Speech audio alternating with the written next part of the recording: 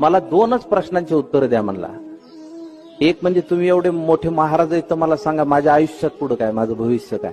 आणि दुसरा प्रश्न, लोकांनी तुमच्यावर टीका केली, तुम्हाला शिव्या घातल्या, तरी तुम्ही हसतमुख कसं राहता, त्यांना कसं काही बोलत नाही. तर एकनाथ महाराज म्हणले तुझ्या पहिल्या प्रश्नाचं उत्तर असं आहे की तुझं आयुष्य ह्याच्यानंतर 8च दिवस राहिले. त्यांनी पटकन नमस्कार केला, निघूनच गेला तो. 8 दिवस झाले आणि 9व्या दिवशी त्याला जाग आली आणि त्याला लक्षात आलं आपण जिवंत आहे. म्हणला ही महाराजाचीच कृपा आहे, त्यांच्याच आशीर्वादामुळे जगलो. महाराज म्हणले काय केलं 8 दिवस तू? काही नाही म्हणला, सगळ्यांशी चांगलं वागलो, बायकोला मारलं नाही म्हणला 8 दिवसात, काही नाही.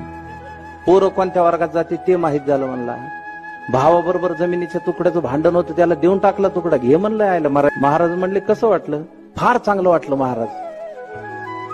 तर महाराज म्हणले असंच आहे, मी दररोज सकाळी उठलो की आपलं आयुष्य 8च दिवस आहे असं समजून जगतो, म्हणजे इतरांशी चांगलं वागायची प्रेरणा आपल्याला मिळते.